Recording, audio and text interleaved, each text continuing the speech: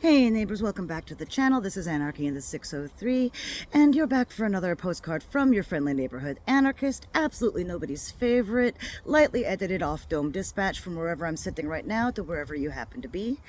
Currently in the backyard once again, working on hemming my housemate's pants, and I've been having some thoughts lately about the recent deportation cases coming through the Supreme Court and the actions of our current regime. And I want to talk about the wording that a lot of us are using. Deportation really isn't accurate. Like, that would actually imply that there was some sort of legal process that they went through. And given that these folks, many of them were here legally, a couple of actual US citizens have been caught up in this as well. I believe one is a resident and a citizen of Georgia.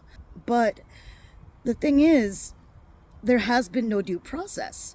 So, in reality, what's happening is not actually a deportation and is something entirely different. And it occurs to me that, time is a very spongy thing. And while it all seems very recent to me, relatively speaking, it occurs to me that the youngest people in my neighborhood here, folks from Gen Alpha, were never alive to remember anything about 9/11. And Gen Z, I mean, you guys, the oldest of you were babies. You were little. So you guys don't remember. But post 9/11, a lot of people were snatched up from the streets, not here, but overseas, in foreign countries. Many of them were never accused of a crime. They were just snatched up and then taken to Guantanamo Bay.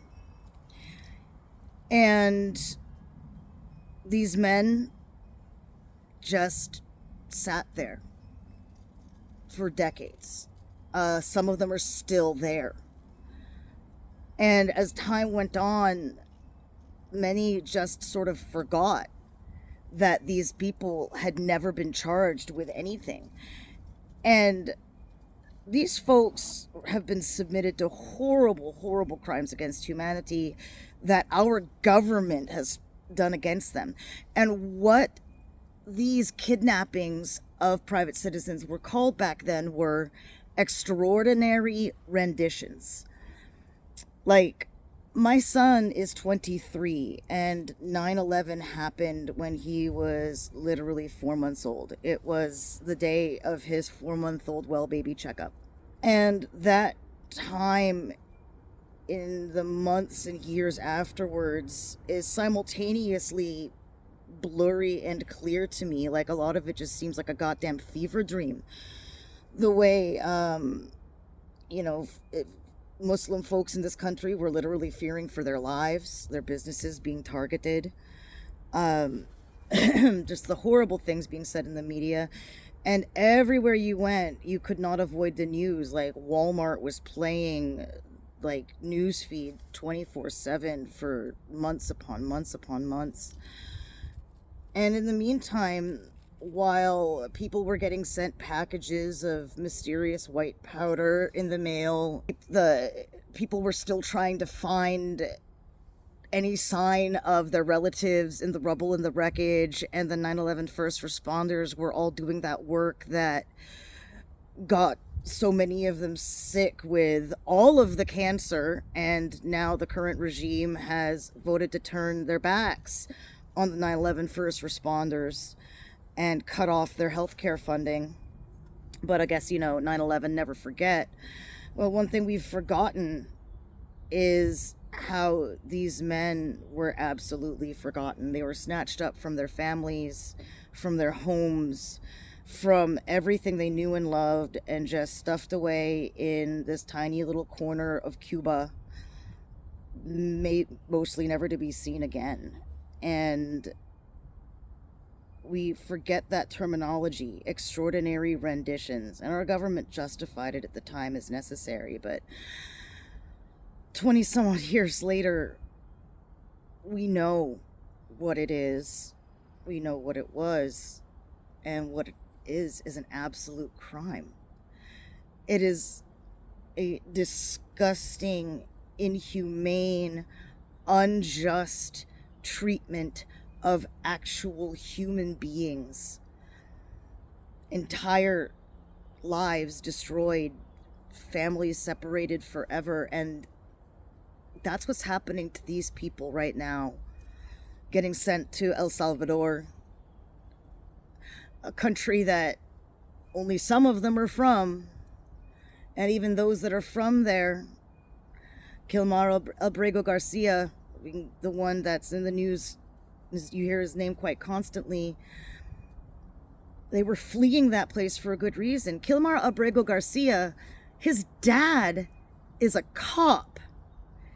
He was fleeing the gangs that he is being accused of being a member of. Motherfucker, what? But that's the thing. Everyone's saying, what if it happens to be you? That's why you should care. What if it happens to one of you? Dude, there are actual citizens, not just legal immigrants, but citizens of this country that have been snatched up by ICE raids just because they look brown. Like, that's fucking terrifying. And yes, we should all be afraid. We should all be afraid when one person is allowed to get sucked into a limbo, renditioned to another country, to a literal torture prison gulag, where the thought is, human rights don't matter so much there, so fuck them, right? That's a little hole, a little oubliette, as a French word for little forgetting. An oubliette that we can just tuck them in. Bye-bye. And now they're gone. You see, the oubliette was an invention by the French. Essentially, it was a pit about 6 to 8 feet deep, about yay around, just big enough to tuck you into. You can turn around, maybe you can sit down and curl up in a ball, but you can never really lay down. And they might occasionally lower you a slice of bread, some stale water, and you might have a separate pot to piss in, or you might not. But where are you going to put it anyway? They put you down there so they can forget you. The oubliette. And these people, these human beings, are getting renditioned to a gulag that our government would rather have it be an oubliette. Let's just forget that they were ever there. You didn't see anything. Don't forget. Because, not just because, next time it could be one of us, but because these are fucking people. These are human beings with lives every bit as complex and as deep and as rich as your own. And they are being snatched up and packed away into a fetid dungeon where their bodies and their minds are being put to the test day after day after day in conditions that not a single one of you watching right now could ever possibly imagine. I am a survivor of CSA and SA that lasted for many years of my life, of physical abuse and assault and horrible violations against my innocence and my body, and yet I still can't put my mind into what these people are going through right now. And that should fucking tell you something. It's renditioning. It's torture. It's kidnapping. And it's a fucking crime, and we should be doing something about it. Not because, next time it could be one of us. That sure is a fucking compelling reason. But because this shouldn't be done to anybody. Anybody. Land of the free, my fucking ass. Whatever happened to send me your tired, your poor, the teeming refuse huddled on your shores? What about the new Colossus, the Emma Lazarus poem that's on the front of the Statue of Liberty that we're all so proud about, that France requested that we return because we're not living up to those ideals, okay? We have had millions of people marching in the streets. It is underreported just how many people are out there. But this is like an extraordinary time where millions of people are being driven out into the streets for extraordinary measures. But the French, man, they just tried to raise the retirement age over there by a couple of years, just a few years back. And people were out in the streets for that. And it took all of this to get us out here. Now, mind you, don't get it twisted. I am proud. I am proud of all of us that we have been able to mobilize. But I want us to make a culture of it, to keep mobilizing, to stop just being shrugging, you know, oh, what you gonna do about it? It's the system, man. Yes, what we are seeing right now, we are doing something about it. And don't let these human rights violations slip your mind. Don't let them be forgotten. Don't let them get sucked into an oubliette. Don't let them get renditioned. Let's keep going. Let's keep fighting. Let's not compartmentalize the horrors of today as though they are separate and special. This is the next part in a long road of how this has been happening. Dudes, I'm Asian American, okay? And I'm a Gen Xer. I'm 47 now. I didn't even learn about the Japanese internment camps that happened during World War II until I was like late in high school. And that's only because adult survivors of these camps were kind of getting sick and tired of that shit being ignored. And so they started speaking up about it.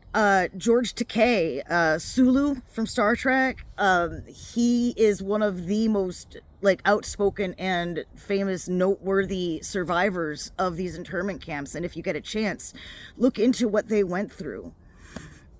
As it is already, the Secretary of Health and Human Services is sitting here talking about like finding the source of autism, the cause of autism, and like eradicating the scourge.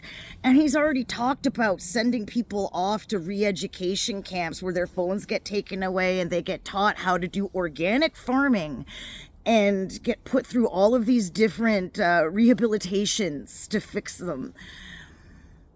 That should fucking scare you. That's some internment camp shit.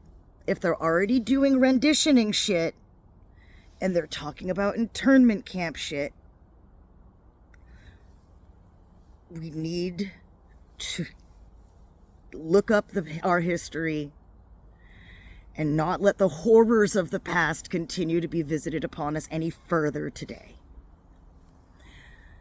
Anyway, I'm probably going to have somebody walking through this yard at any minute now, and I never like to do these when there are people around. I'm going to get back to hemming some pants. I hope you guys have a beautiful day. Take care out there, neighbors. Stay strong, keep fighting, keep mobilizing.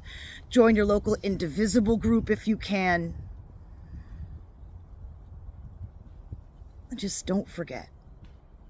Anyway, I'll see you later, neighbors.